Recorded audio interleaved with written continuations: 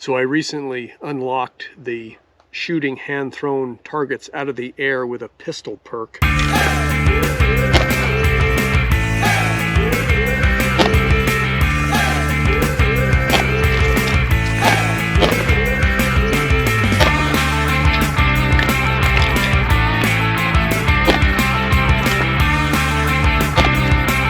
I've got to say, it's a very humbling experience.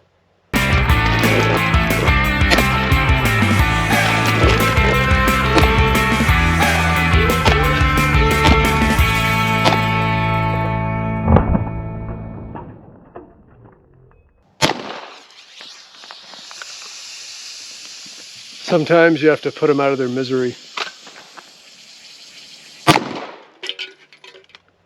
No, not really. I don't know why people say it's humbling to do something that's amazing or win something important. It wasn't humbling, but it was a ton of fun, and I want to tell you who I was inspired by. I was inspired by the PewView channel. He's been shooting hand-thrown targets for a few years, been watching him, and more recently the YouTube channel That Ain't Bad. He shoots a variety of hand-thrown targets, mostly aerosol paint cans, but also small targets all the way down to a 9mm cartridge, which is really amazing. So those two guys inspired me. I decided to give it a try. I was able to hit aerial targets a whole bunch of times. Not an expert at it, but I can do it now. And I want to tell you about my journey learning to shoot hand-thrown aerial targets with a pistol. Okay, so the first thing I want to say, if you decide to try to do this, and this is not an instructional, but I know people like to copy cool things they see on YouTube. So there is a safety issue with this kind of shooting I want you to be aware of. And that is when you throw a target up in the air, I'm just going to dry fire this. You throw a target up in the air, it's real tempting to take the shot when the object is up at its apex because it hangs there for a minute. It's easier to hit up high. When it's coming down and accelerating towards the ground, it's much harder to hit, and the farther it drops, the faster it goes. So it's tempting to shoot up high, but it's extremely important that you never take a shot up in the air like that. And in my case, I have a berm here that's 9 feet high, so I had to be extremely careful that I didn't break the shot until the object was well below the top of that berm, so that all bullets impact the berm. It's really important because you're responsible for every bullet that leaves your gun. And I don't care if you're on private property, you own the land for a mile or whatever. If you shoot a bullet at 45 degrees, depending on the load, it can leave your property and you will be responsible for that. You can't just say, well, I didn't know somebody was over there. So really important, if you try this, you break the shot when the object is really close to the ground, 3 to 5 feet from the ground. And the other thing I realized after doing this and watching myself shoot is that I was shooting higher than I thought I was. I was trying to break the shot level or at like 3 foot or less, and a lot of times I was higher. I'd hit those steels now and then. I realized, wow, I thought I was a foot under that, or even 2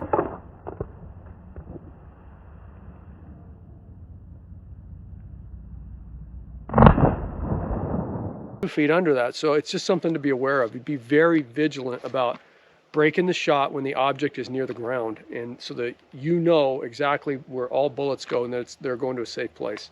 So that's the safety issue. The other thing is you got to have your general marksmanship down. It's a very tough shot. You got to break that trigger just right. You can't anticipate. You got to be able to pick up the target quickly.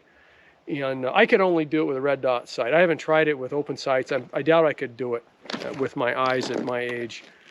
But some people have in the past. You know, That Ain't Bad channel, of course, did it. He's a younger guy. He's got younger eyes, better vision than me, and he did it with scoped rifle and some other stuff. So I mean, I'm not saying you can't do it, but it's a lot easier with a red dot sight. You can kind of see what's going on. But anyway, so those are the safety issues. Make sure you got basic marksmanship skills, all the standard pistol safety rules you should follow. And in addition to that, you be careful you don't break that shot until that object is very near the ground. Okay, so about how I learned to do it. The first thing I did is I did dry fire.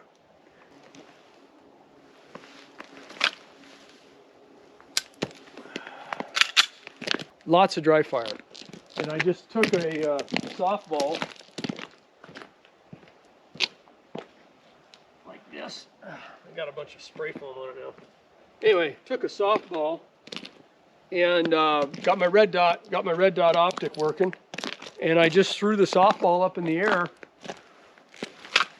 drew my sight picture, and broke the shot where I want to break it, which is 2-3 feet from the ground, ideally. And I just did a bunch of those. And if you can't do it in dry fire, you can't do it in live fire. So do it in dry fire. Do a bunch in dry fire. You should be seeing your dot or your sights directly. What I found is I needed to shoot a little bit under the object, like about a ½ inch or so, somewhere between an inch or a half inch, no more than an inch, but a ½ inch or so. I had to lead it just a little bit. And there's a number of reasons for that. I did the math on it. It doesn't take that long for the bullet to get there, but we actually experience vision in a slightly delayed. Vision's delayed. I don't know what it is exactly. It's around 1/10 of a second. I don't know exactly what it is, but your vision is delayed. What you see actually already happened. And it does take a little bit of time for the bullet to get there. The other thing is I found I had to follow through. At first I was breaking the shot. Just as I broke the shot, I stopped pulling down. You got to follow through on your pull down. So those are a couple things that helped me. And again, lots of dry fire, and then gradually moving up to live fire. And of course, when you switch from a ball to a paint can, it's thrown differently. You got to throw consistently. You got to give it lots of elevation, so you got time to get on it and get down to it. And when you first get on it, you be careful you don't touch that shot off by accident up here. So you might touch the trigger, but you don't tighten it up until you're down here. So you don't want to put any shots up over your berm or your backstop of whatever it is. Ideally, if you could do this right up against a tall, straight mountain or hillside that goes up a couple hundred feet, that'd be the safest way to do it. But most people have to deal with the lower berm, so be really careful about that.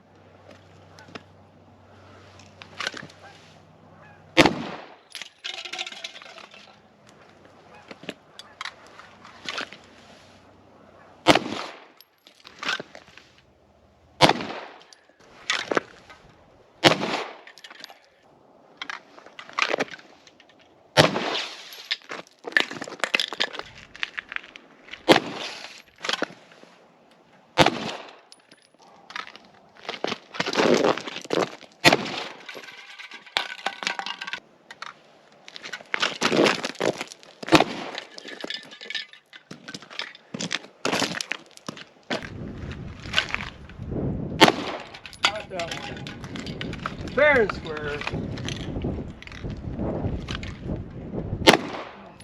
Just under it. 2 out of 3.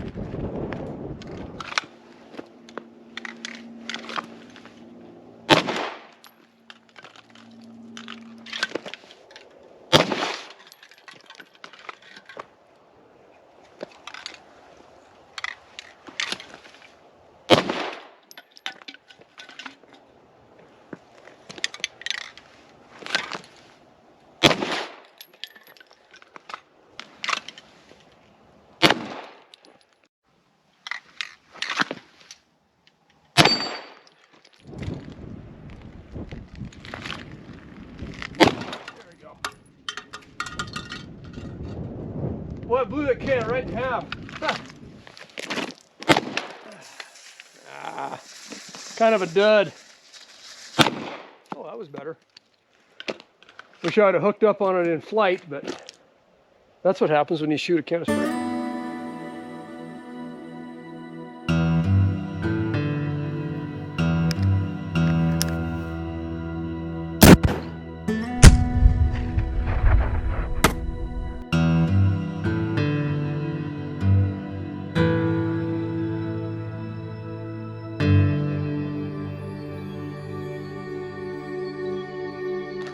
Well, thanks for joining me on my video about how I learned to shoot hand-thrown targets with a pistol, and I'll see you on the next video.